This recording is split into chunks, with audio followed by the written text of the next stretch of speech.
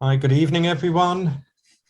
Thank you again for joining us, the Zionist Federation of the UK and Ireland, and the WZO, the World Zionist Organization delegation here in the UK.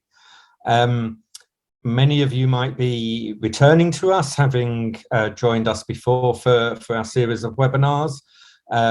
But for all of those who perhaps haven't joined us before, I just want to quickly go through some house rules whilst we are still having people join.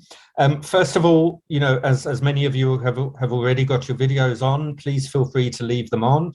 But what we would ask is that you please make sure that your microphones are turned to mute, so that we don't have any distracting background noises when our speaker is doing his presentation this evening.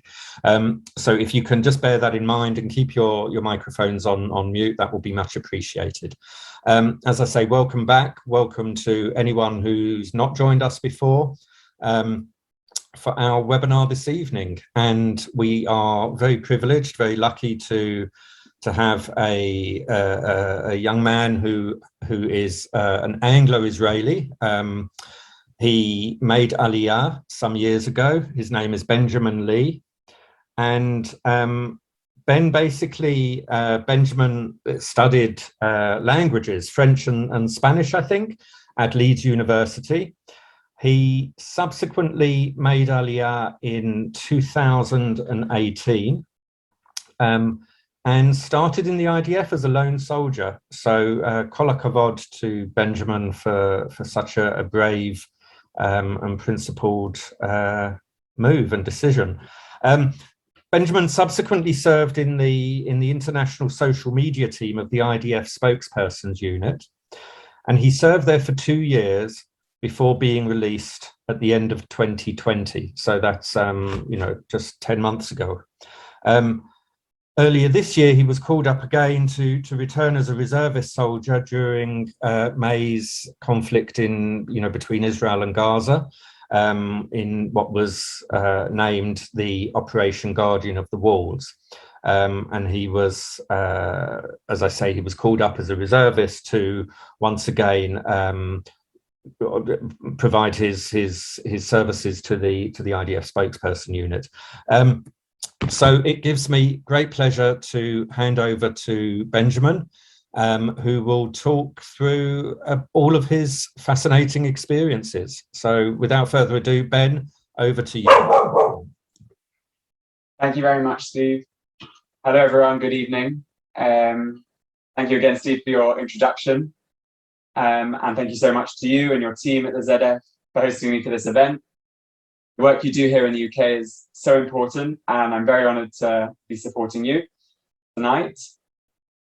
So in this session, I'll be telling you a bit about how I went from growing up in London to serving in the unit of the Israeli army responsible for the military's media and communications operations, the IDF Spokesperson's unit.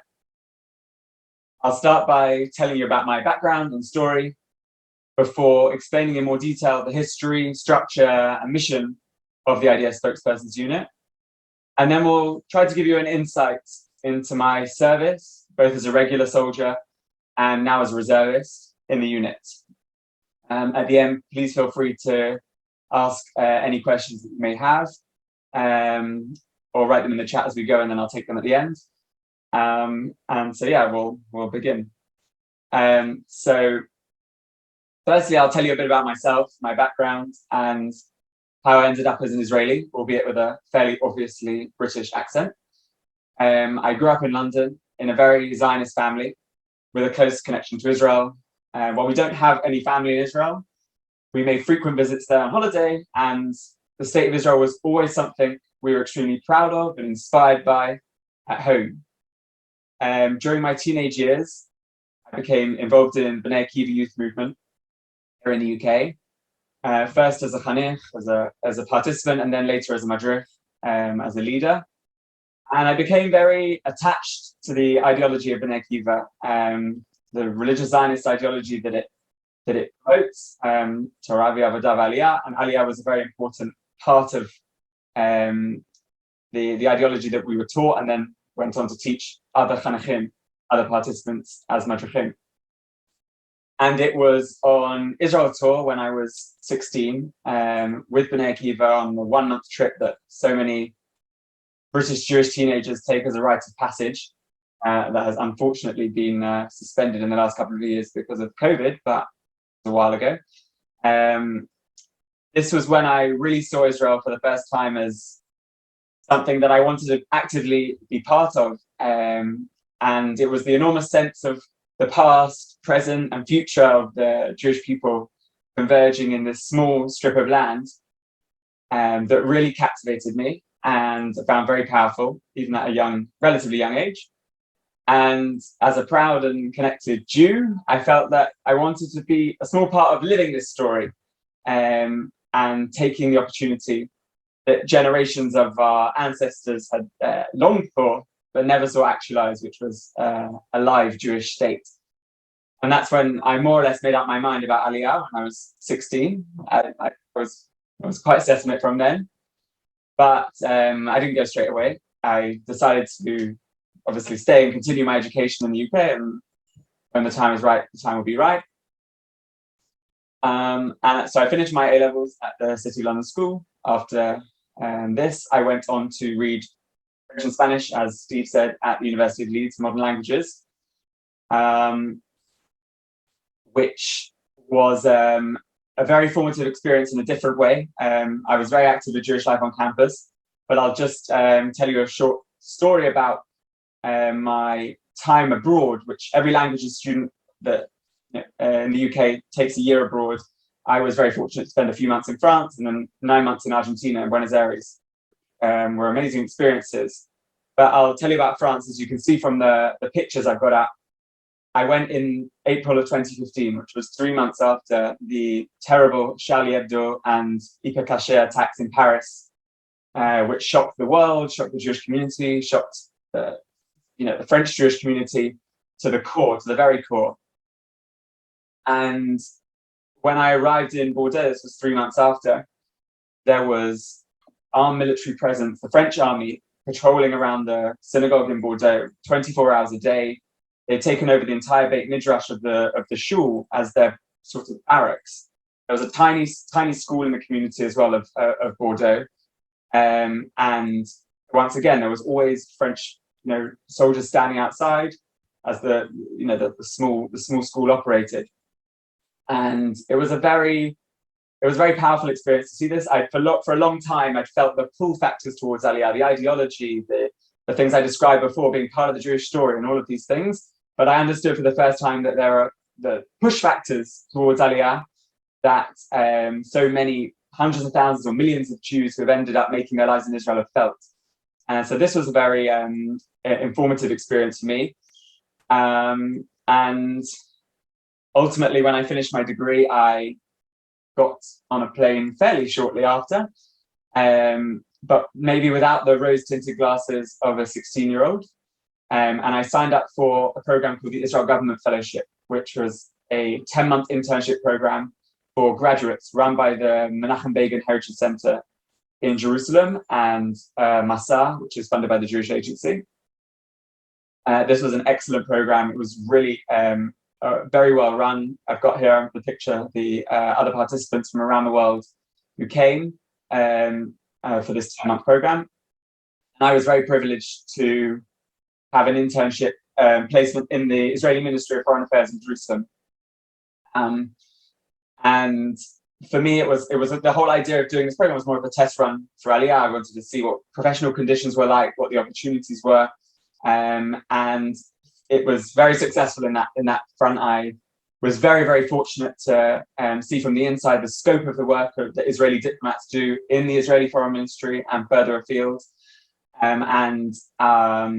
My specific role was working as the assistant to Israel's non-resident ambassador to Malta and Slovenia, and also working with incoming official delegations who were visiting Israel with the Foreign Ministry from European countries, politicians, academics, journalists. So I had a fantastic exposure there and a really, really interesting work experience. And during this year, I made up my mind that this was definitely going to stay in Israel. I was living in Jerusalem. and began to plan what was going to come next after my aliyah, after the program was finished. And this is when I seriously considered serving in the IDF for the first time. I'd always wanted to make aliyah, but I wanted to contribute, but it hadn't necessarily crossed my mind because of my age and the difference between coming as a 23, 24-year-old, 22-year-old and an 18-year-old when the average Israeli drafts. But you may ask anyway, like, isn't it obligatory to serve in the army even as an immigrant? Did I have a choice in this matter? Well, once upon a time, new immigrants up to the age of around 30 were all drafted to the IDF, but often for very short periods of time, 3 months, 6 months, 9 months, a year. And it was a very inefficient program because new Olim were coming and they were waiting to get into the army, and then they couldn't find jobs, and then it was only for 3 months. From the army's point of view, they trained somebody up for a month and then they only got 2 months of service up, and maybe some reserve duty after that. But it wasn't a very efficient process. So in 2015, they changed the law, and the new law stated that new Olim from the age of 22 and above will not be drafted to the IDF. They have no obligation to go in the IDF unless you're a doctor. That's just special circumstances, didn't apply to me. But if you are between the ages of 22 and 26, and you've made aliyah and you would like to serve, you have to serve and commit to a minimum of 18 months if you're a guy, 12 months if you're a girl, and then it's possible to serve.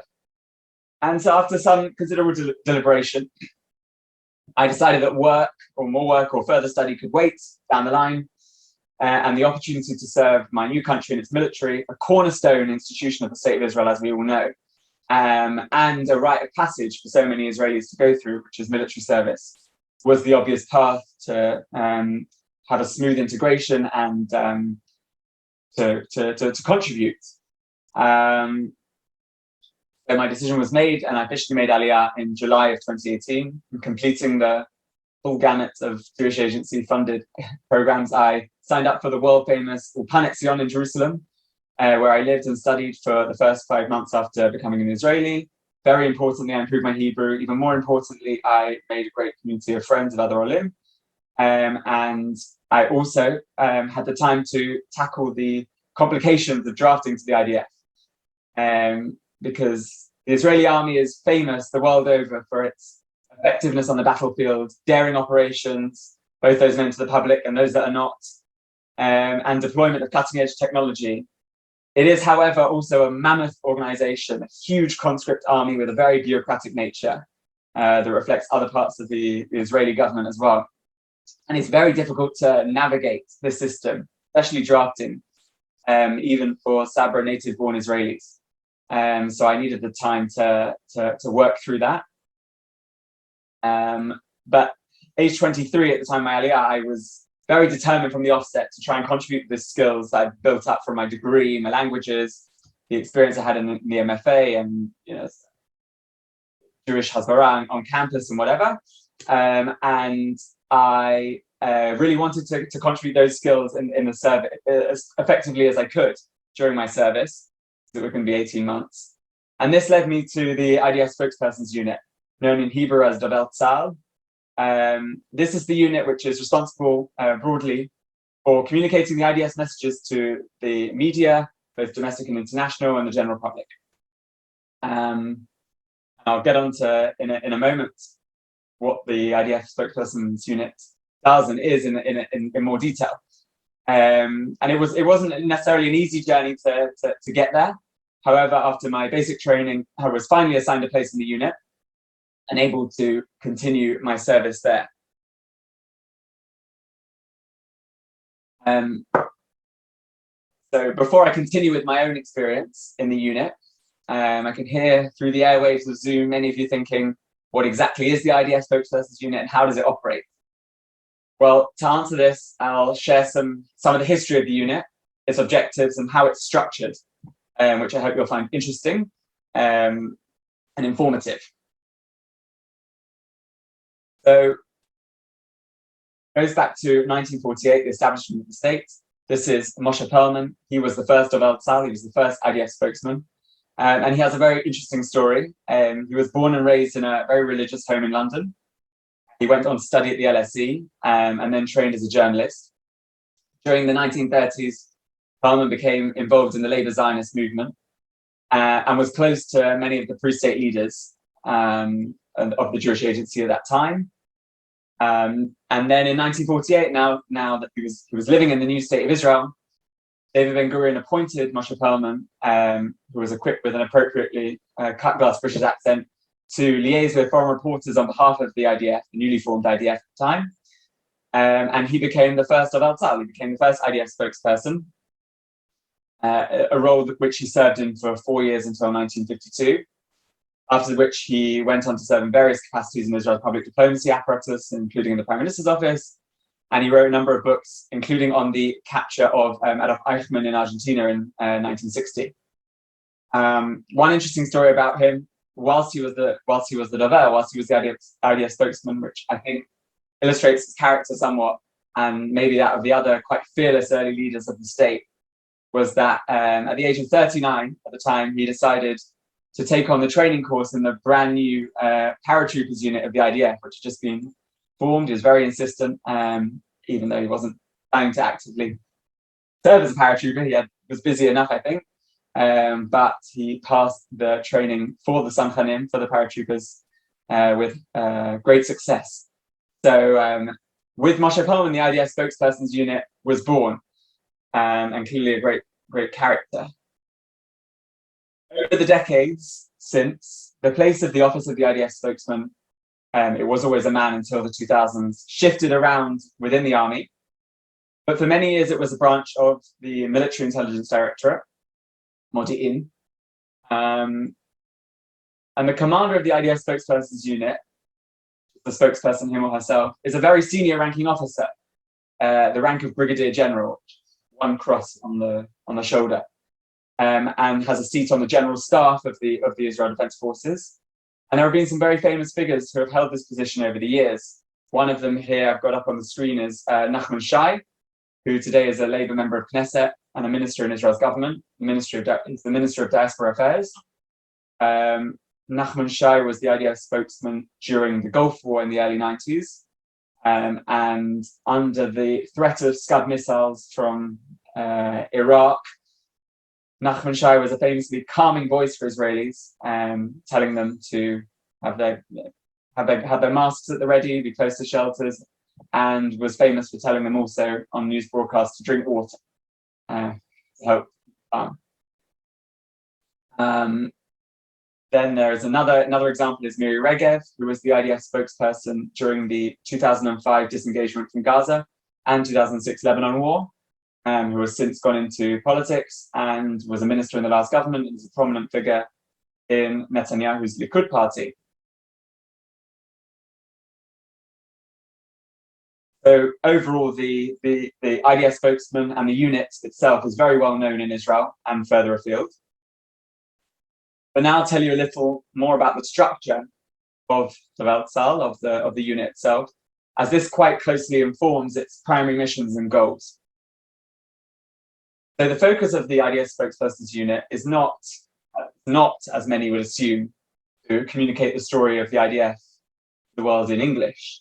It is most heavily focused on communicating messages from the army to the domestic audience in Hebrew. Now, the main reason for this is that the IDF is by far the most trusted institution in the state of Israel, protecting the lives of Israeli citizens since day one, each and every minute of the day, both during times of war and quiet. However, this trust must be upheld, it must be maintained, and a key part of that is making the Israeli public aware of how the IDF is doing its job, what it's doing. Because while, of course, not all operational activity is made public, and Israelis fully understand this, it is crucial for those parents sending their sons and daughters off to military service at the age of 18, that they're doing this for a reason. And that's a very large part of the raison d'etre of the Tzal. It's also very important to stress that the IDF spokesperson's unit, maybe contrary to how it's portrayed abroad or even somewhat in Israel, is answerable to any Israeli government, regardless of the coalition makeup, regardless of who the defense minister, prime minister is. It's non-partisan and carries out orders as are given by the political leadership. So the structure of the unit reflects its priorities and mission. The majority of the unit is the Israeli media branch that deals with domestic journalists, reporters, national campaigns as well. For example, specific units sometimes go in and out of fashion in terms of drafting, and when the IDF is looking specifically to have a strong emphasis on recruitment to the tanks, so the Shirion, for example, then the Dovel Tzahal will run a specific campaign on this. So that's what comes under the branch of Israeli media. Then there's the much smaller international media branch, which is where I served, and I'll come on to speak more about that. But this branch, the international branch, deals with English, French, Spanish, and Russian, as well as German audiences primarily. And it's the face of the world's media. Works with the international branch, works with foreign reporters on a day-to-day basis all year round, those that are based in Israel, those that are not. And then the third and final kind of focus, we've had the Hebrew international, and then there's a small Arabic branch, which is directed towards Arab Israelis, Palestinians, and Arabs across the Middle East, communicating the IDF's messages to them. Obviously, each and every branch has different ways of, operating and communicating with their audiences in the most appropriate way, and that's very much just part of the way the unit operates. Although that's not always an easy balance to strike. It's something that is just part of the nature of it. On screen, sorry, here was on the right hand side is Hidai Zilberman. He was the previous IDF spokesperson, and this is Ram Kochav, who is the new spokesperson who changed over in the summer. Many of you are likely to have seen the international spokesperson, the head of the international branch, speaking on Sky News or the BBC over the years, Channel 4, etc. Until recently, this was Lieutenant Colonel Jonathan Conricus, and he was replaced in the summer by Amnon Scheffler, who is the new international Dovel. And previously, before Jonathan, was Peter Lerner, who was of British extraction as well. And this is obviously a very, very important job and important position in the unit. Then there's Avichai Adrier, Lieutenant Colonel Avichai Adrier, who is the head of the Arabic branch of the IDF and the IDF's Arabic language spokesperson. He's been in this role for many years and is a very, very well-known figure in the Arab world across the Middle East. As a result of appearances on Arab language television and his very large social media presence. I'll leave you to judge whether it's a favorable reception that he gains or not, but it's not quite so black and white. But there's Avichai is occasionally held up as a bogeyman in the Arab world for Israel's actions, but he is a superb spokesperson and very, very charismatic. So,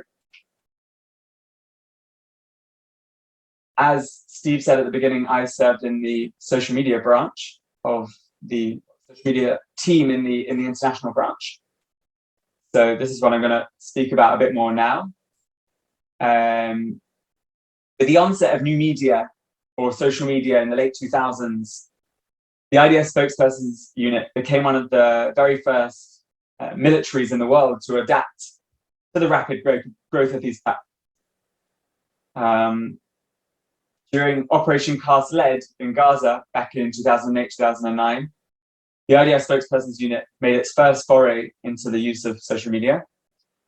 And like much of the Israeli government at the time, and to an extent now, but less so, the IDF spokesperson's unit was still using fax machines as one of its primary means of communications. This changed when two young immigrant soldiers during the operation saw the opportunity to use new media to the IDF's advantage. And they suggested to their commanders that it would be useful to open a YouTube page in English to share footage of operational events, that were being broadcast on television, but nowhere else, in order to make the IDF's messages more accessible to the growing online audience.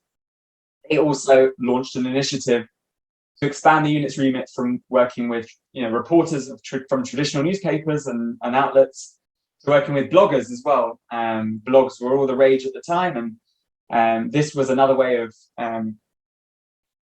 amplifying the IDF's message in an effective way for the new era of social media.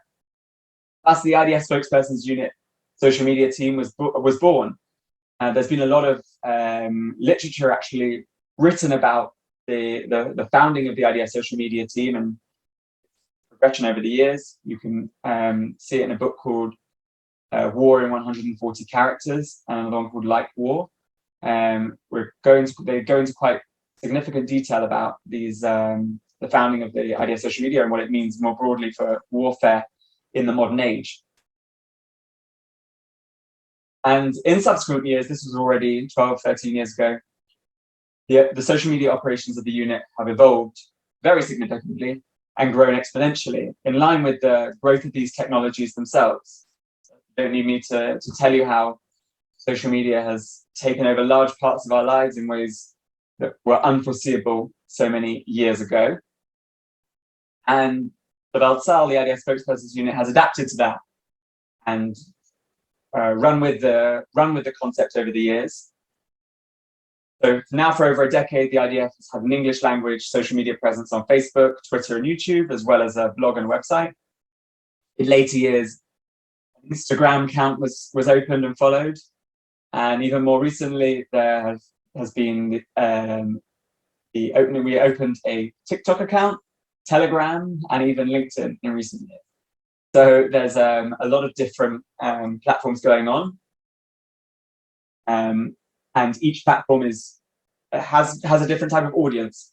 What you're posting on TikTok, aiming at a younger generation to influence them, and the content that we have there is very different to what you'd have maybe on Twitter or on Facebook. So that's part of the day-to-day work of the team. In addition to the English language presence, the IDF Spokesperson's unit also manages accounts in French, Spanish, and Russian, as well as obviously Hebrew, Arabic, and Persian. Persian being managed by the Arabic department. This is certainly unique. No other military in the world has as broad a public social media presence in so many languages and so many different platforms. And it's a response to the unique interest that there is in Israel and in the IDF from around the world. But it's also of our own initiative to take the lead on this front and use these very powerful tools in the best way that we possibly can. So if you're not following already the accounts, then you may not know, but there are millions of followers in total if you add up all the languages together. And then the way the social media platforms amplify the information, what we post goes to many more millions of people, not just the followers themselves. So they're clearly of great importance, but you may think, well, why does somebody in, I don't know, on the west coast of the States who has no influence over anything and is just sitting at home scrolling through their media, social media, why does the IDF need to speak to somebody like that in English? It's not going to have any direct. Well, of course, you can't know everybody. You can't know who reads every single tweet. You can't have that. And not everyone who reads a tweet or receives information and watches a video, reads an article that we've written with information and our messaging in, is in an influential position. But especially in democratic societies, having that support of the masses is extremely, extremely important. We know that from many years of the US-Israel relationship, the UK-Israel relationship, and with other relationships between democracies. But there is also the great ability through social media to see and really actually see when a tweet or a message is shared and amplified or even read by somebody influential. You can see, for example, when a senior advisor in the White House directly retweets the IDF, they're paying attention to what the IDF is saying. They may be absorbing it. We're on the radar, and we're going to be part of the talking points of important discussions going on concerning whatever is going on in the Middle East. And another very important thing is that so much of traditional media outlets' output now is based on what's going on social media. So gone are the days where it was maybe the other way around, when the traditional media, television stations, radio, newspapers set the agenda. Now the agenda is set by social media.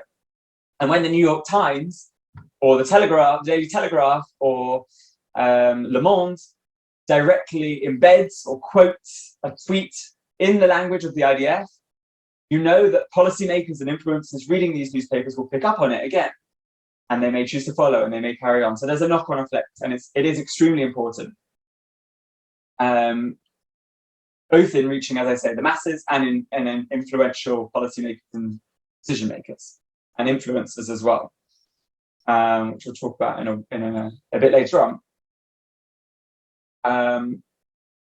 But yes, we're always looking for the best and most effective ways to reach these audiences. So back to my service.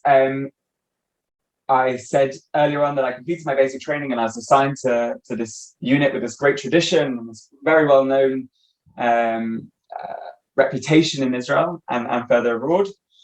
And I found myself posted to the International Social Media Unit, which is, as I said, responsible for English, French, Spanish, and Russian social media content. At the time, the head of social media was Major Karen Hajioff, who I know has a very strong connection with the ZF, and has just recently been appointed spokesperson, international spokesperson of Naftali Bennett, the Prime Minister. So I think I was the only. Karen was a British Ola, and I was the only British Ola in the unit at the time. But there were many other Olim amongst the soldiers and officers in our team, due to the language requirements. So that was a really very, very vibrant environment to be part of. The social media team works 24 hours a day, 7 days a week, Shabbat, Chagim, anytime that something is needed that is operational, in order to get the messages out, whether it's about events in Gaza, Judea and Samaria, Lebanon, Syria, or further afield, whether it's explaining the threats that we're facing and how they impact Israeli civilians, or the history of the IDF, past operations, showing why they're still important today. Something called in the army, it's called Moreshet Krav, the legacy of combat and the legacy of war. Sharing that with the world is important. Showing the new technology that the IDF is using and leading on this front is another important output of our communications. And profiling the stories of soldiers in English, in all these different languages, to give a human face of the IDF, which otherwise people don't see unless you are on the ground in Israel. And highlighting trends in the IDF as well, the things that are happening people don't know about, whether it's women serving in combat units, or Israeli minorities serving in various different units, Druze soldiers, Christian soldiers, Muslim soldiers, and the diversity of the IDF, and as well as our humanitarian missions, profiling those. This is a major part of the international image we'd like to project, and is not always necessarily given the coverage it deserves, but through social media we can try and set the agenda and pump out as much of this content as we can to set this narrative. And again, we're constantly thinking about the different audiences that there are, not only in terms of the geographic locations and languages, but also in terms of supporters, those who are neutral and those who are hostile, and how we balance the different messages. So it's a very complex situation to manage, but that's part of the job. I was responsible in the unit for writing English language content for a variety of different output that we had, from scripts to videos, tweets that were announcing operational updates or more strategic messaging, sending a message to our enemies further afield, using social media to do that.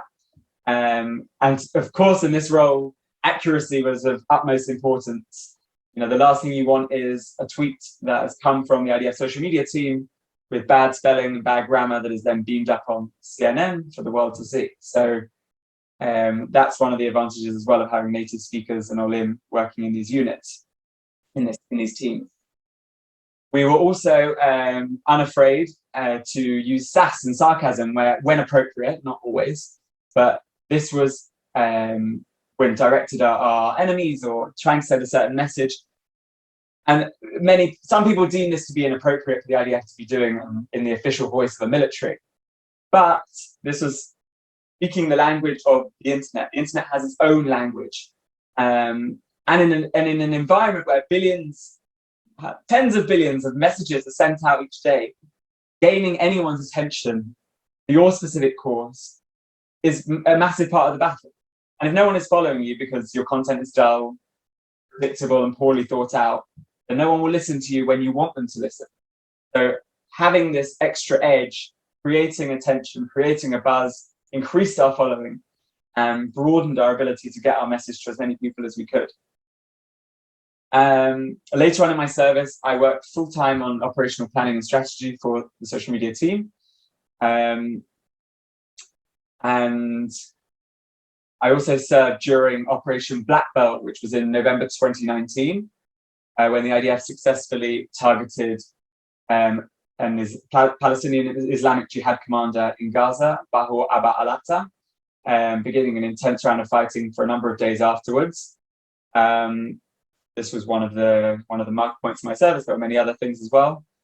Then there was, of course, the coronavirus, which was a very surreal environment. We were working from home for a short period of time during the lockdown, but communicating the messages at the IDF, as everyone was doing, communicating their messages of what was going on in their different countries and their militaries via social media at that time. So I was released from my regular service in November 2020 after 22 months in total, serving as a lone soldier, very fulfilling service, and I was back to being a civilian. But I abruptly returned from the relative quiet of civilian life on May 10th, 2021, when Hamas fired rockets from Gaza towards Jerusalem on Yom Yerushalayim, as I'm sure you all remember, just a few months ago. At the time, Israel was facing multiple problems. At the onset of the operation, politically, internally, there was deadlock. Ethnic tensions have been boiling for weeks and months before, even between Arabs and Jews in Israel. And an escalation seemed inevitable. But nonetheless, it was a big wake-up call when Jerusalem was attacked. It hadn't been attacked under rocket fire since 2014 during Operation Edge. And then over the next 11 days, rockets were fired into Israel at the highest intensity that there had ever been. And of course, the IDF responded in turn, targeting Hamas military and terror targets across the Gaza Strip in a fierce round of fighting.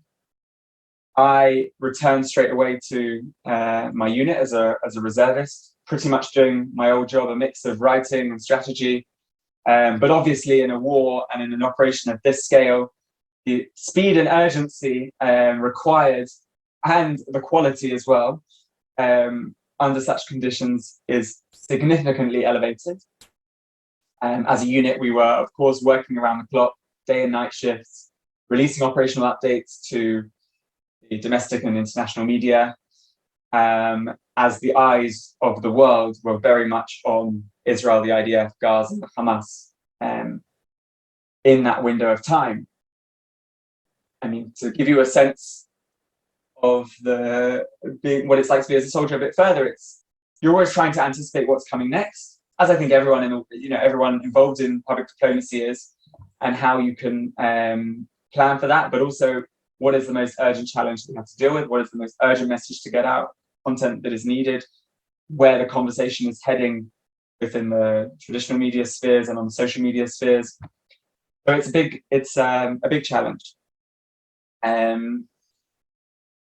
Personally as well, I had never fully experienced such an onslaught of a rocket attack. And I was, for many times during my service, I'd written about sirens that were sounding in southern Israel, rocket attacks from Gaza, Israeli civilians running for their lives, living in Jerusalem and on base in Tel Aviv.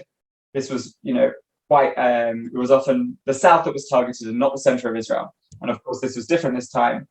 And to come under rocket fire, I mean, at one point I was outside and away from a shelter. It's a very dramatic and quite a difficult experience to deal with. And you see that it's not just small. This is not an attack that is easily defended. If we didn't have the Iron Dome and we didn't have that incredible life-saving technology, then there will be many, many, many, many more casualties. And how Israelis are not willing to tolerate living under this sort of threat and this sort of intensity of attack, as nobody in the world would do. And when you feel it, maybe personally or as a nation at once, the messages you're sending out to the world become even more urgent, I think, to try and convey what's going on. But as we all saw, social media was a key battleground of public opinion during the operation. In a way, it hadn't been before. The extent hadn't been before. This time around, the judgments and interventions of celebrities and influencers across the board, from the models in the States, the Bella and Gigi Hadid, the of Palestinian descent, both with tens of millions of followers on their social media accounts, to John Oliver and Trevor Noah, focusing on Israel and the conflict, and lasering in on as well on social media. It was a very tough environment. Of course, with social media, the absence of nuance, everything's condensed to 280 characters or one graphic, when of course everything is far more complicated, and that makes everything more difficult to communicate. And we felt this and tried to react to it in the best way, as we always do. It's with our messaging in mind. And it was also very clear that from the broader social media conversation, beyond what the IDF was saying, that the criticism of what was going on was not any, there was some people saying this IDF military shouldn't be doing this. This is crossing a red line. But so much of the discourse that you could see was no longer just critical of the IDF. It was critical of Israel's entire raison d'etre, right to exist. No, there were no longer any boundaries between saying things specifically about military action and our whole being. And this is a big challenge we've got to face in the long term, and a narrative that has to be countered. That's not just for the IDF to do, that's for a broader apparatus of public diplomacy in Israel to do, and for our friends abroad. But that was a very big thing that we noticed, obviously, and everyone noticed during this time. When it comes to traditional media, there were challenges in the British media and American media, as I'm sure you're aware, criticism and maybe accusations of bias against Israel, others going the other direction. But I think the natural territory of traditional media was enabled a balance to still take place, a somewhat balanced argument. Whereas on social media, that was almost impossible due to the nature of the discourse. And I will say as well something about traditional diplomacy, which is linked to everything that we're doing, and I've discussed, but is also more dealt with by the Israeli Foreign Ministry and the political leadership. But I think we saw very good results during Operation Guardian of the Walls on this front. The new US government showed strong public understanding and support for Israel, vetoing UN security resolutions criticizing Israel at the time and giving us the support to carry out the operation. European governments as well came forward in a way we hadn't seen before. In the past, maybe been very critical, but they showed support openly and behind closed doors. Maybe after many years of terror attacks on the European continent, the thinking has changed amongst the leadership. Crucially, there was, no damage to the new alliances done with Abraham Accords countries during this conflict. Again, suggesting an understanding, and that amongst maybe the world's leadership, there is a greater acceptance of Israel's case. In the media, it's still challenging, and on social media, when we're reaching the masses, it's a very, very different ballgame. And juggling all of these three things is going to be a long-term challenge. I'm very proud of our efforts during the war. I know there was everyone has an opinion on how the IDF portrays itself on social media and in general, the Spokesperson unit. Our posts were combined from English, French, Spanish, and Russian on all the different platforms. They were viewed over 500 million times. So it's a massive, massive reach with our messaging. But we've obviously got room to improve in the future. And efforts to explain Israel's position has always been a challenge and always will be. But we mustn't give up. We don't live in a vacuum. What people say in Israel about Israel has a domino effect, as I tried to explain earlier, and plays into our work as well in Davar Tzal.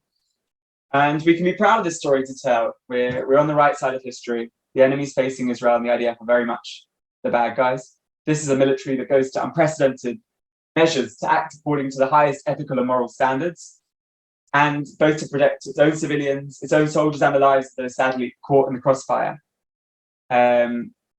This is the truth, and it has to be told. And in conclusion of my talk, I'm just going to say that I'm very, very proud to be an Oleh, an Israeli, and now having served in the IDF. I believe Israel is a land of opportunity, so inspired by the people I've met along the way there. And serving in Davar Tzal in the IDF Spokesperson's unit, literally speaking in the name of the Israel Defense Forces and all that means, was a tremendous honor and privilege, very challenging, but very rewarding.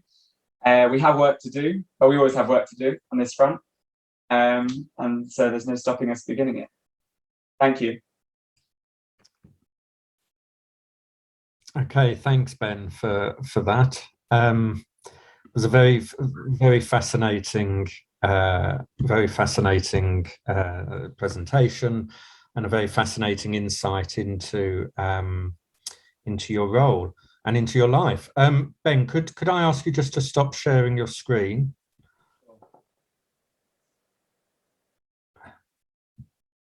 Thank you. Okay.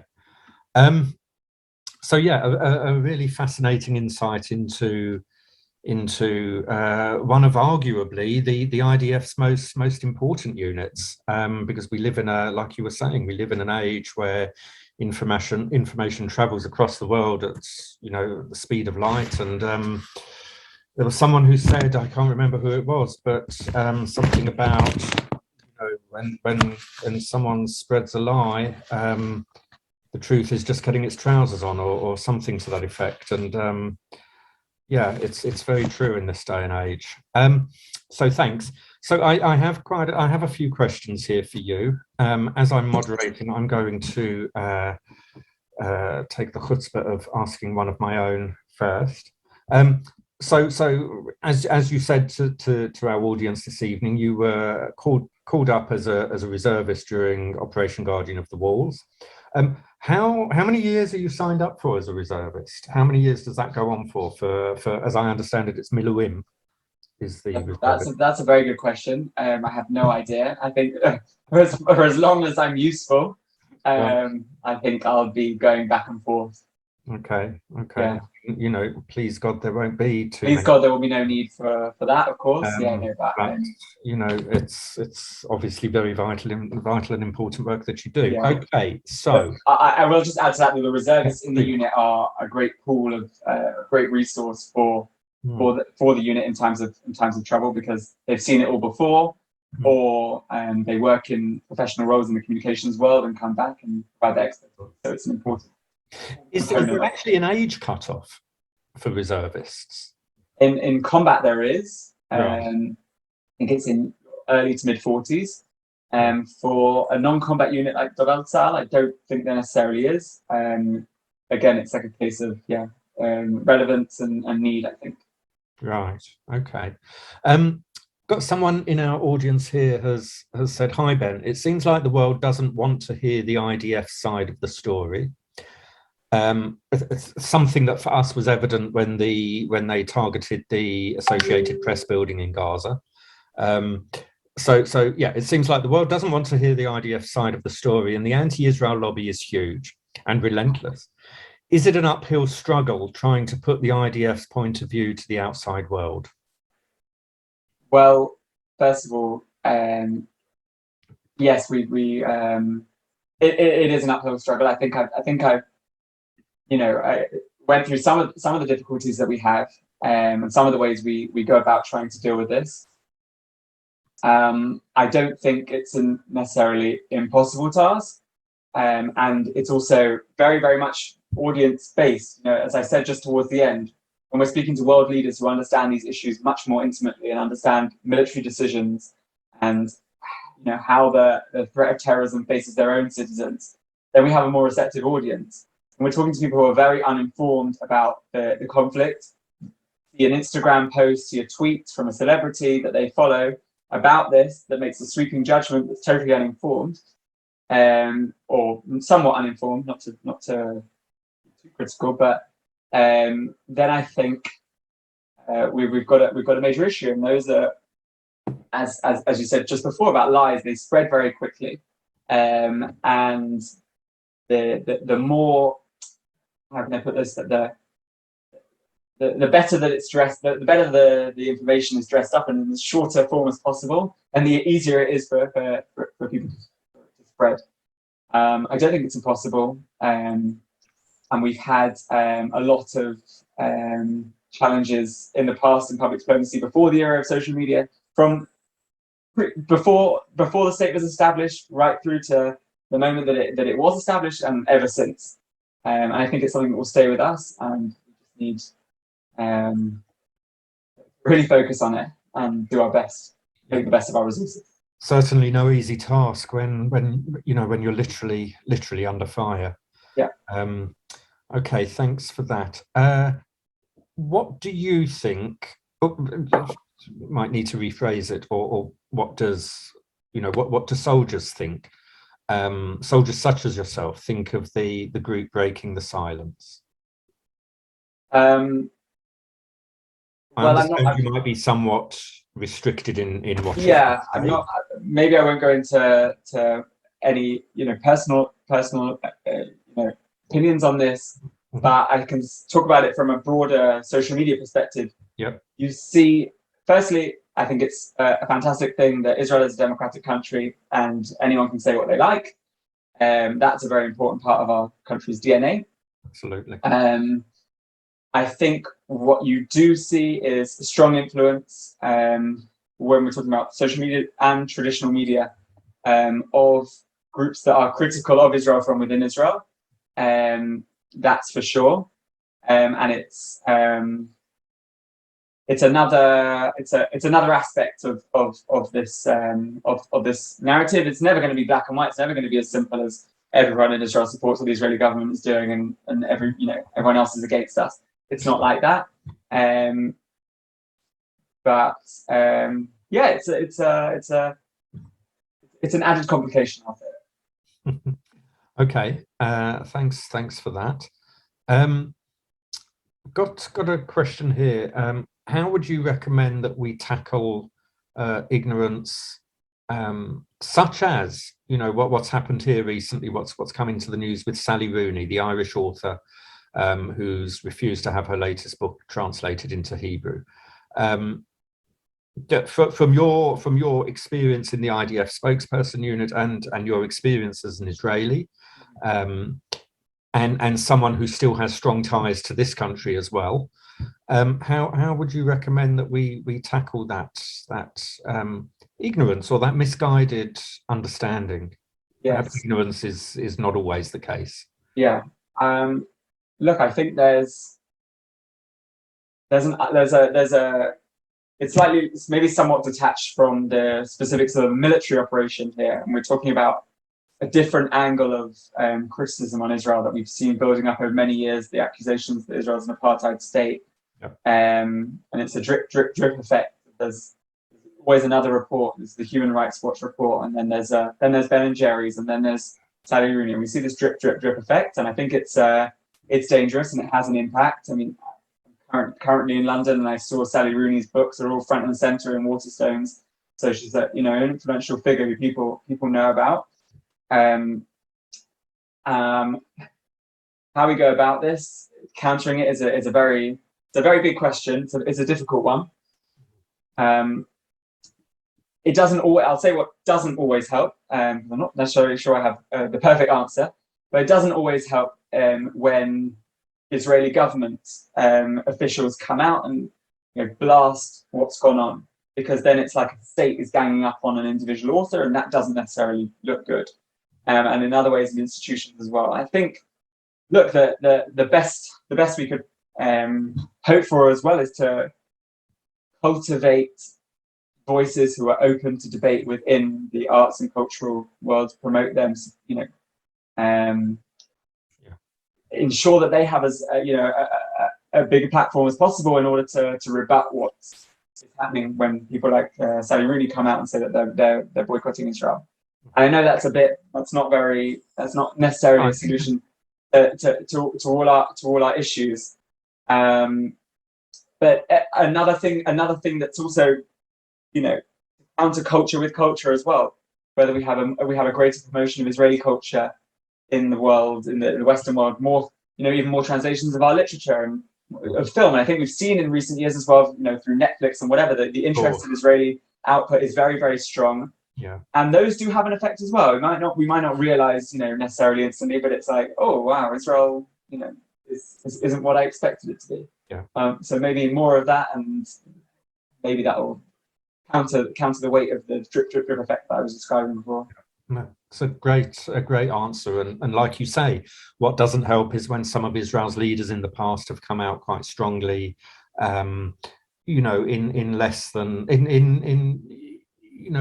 you could argue that going on the attack rather than the defense, where you can present the facts as they are and try and educate people about that it's not black and white, and there's perspectives from both sides, etc. So thanks for that. Got another question here. A gentleman who observes here that he's heard from other sources that the sheer population densities and consequent loss of wriggle room will make it more and more difficult to defend Israel against more sophisticated rocket attacks, such as the Iranian supplied rockets that make their way to Gaza. What he says here is, of course, many believe that Hashem defends Israel, but what is your view? Because obviously, you've got a density that exists in Gaza, but then there's also the density that exists in Israel. Yeah, look, there's no secret about it. The rocket arsenals that Hamas have, they showed that in 11 days of Operation Protective Guardian of the Walls, they could fire as many rockets at Israel as they did in 51 days during Operation Protective Edge in 2014. So there's a strong capability there. There's no secret that in Lebanon, Hezbollah have a weapons arsenal of well over 130,000 rockets, long-range rockets that can reach every city in Israel. And the long-running aim of of Iran, to equip Hezbollah in Lebanon with precision-guided missiles, which would be even more dangerous to Israeli population centers and strategic targets. And of course, potential longer-range threats. Not enough to say, as Nachman Shai, the spokesman, said, to drink water. I don't think that's gonna help. But we're living in a very dangerous region. But we have to also take note of the fact that yes, Israel invests heavily in aerial defense, whether it's short range like the Iron Dome, or longer range missile defense systems such as the Patriot system, which was also developed in conjunction with the US, and that there's still something that's lasted for decades, a deterrence factor that Israel is the strongest military in the region, come what may. It will continue to be forever. That's not no national leader will ever want to sacrifice that position. and will do whatever they can to ensure that's the case. Sure. Sure. That's the short answer, I suppose. Drawing to a close, got another member of the audience has said, one of the things they think that came across from the celebrity interventions, such as the Bella and Gigi Haddad interventions online, was that they seemed to concentrate on the idea that the conflict wasn't fair, i.e. that the Palestinians are significantly militarily weaker. You know, the whole David and Goliath thing that has been around for many years now. What conflict is fought on the basis of fairness? Was this noticed, and was there any strategies to tackle this ridiculous focus? As we do, it is something that comes up on, repeatedly about proportionality, the misunderstanding of what the concept of proportionality is in warfare. For sure. Yes, I think it's something we definitely consider the entire time, that we're viewing these issues from a broad lens and working out what to say and how to portray what's going on. Whether it's a case of fairness, we're not going to necessarily stand up and say, well, I'll rephrase that. I'd say a large part of the messaging is always the fact that, look, the rockets were attacks that began from Hamas's side, from Gaza. They targeted Israel first. They are targeting civilians. It's indiscriminate against Jews, Muslims, Christians living in the state of Israel. It doesn't matter who they're targeting. That's a strong part of the narrative. Another thing as well is also stressing that, as much as we can, that yes, this is war. Things are unfair, and it's a terrible tragedy when civilians, on the other side, are caught up in the crossfire, as I said before. But this is something we talk about and we openly acknowledge as Israel, and we're an ethical, moral democracy. We are not an equivalent. So we don't have the same values, and making the comparison to distinguish the two of us in terms of values and ethics is extremely important and difficult. But this is something in recent years that the terrorist groups in Gaza have become very skilled at doing. Their messaging has become mainstream messaging when it comes to pro-Palestinian or anti-Israel debates, and people very easily forget that this is Hamas, who is a terrorist organization recognized by the international community with a violent jihadi Islamist ideology who wants to see Israel wiped off the map. And so we're just not dealing in fair with them. The more we can make that distinction, the better. If we haven't done it clearly enough until now, we've got to do it better. And I think that's the best thing I can say about that. The best we can do.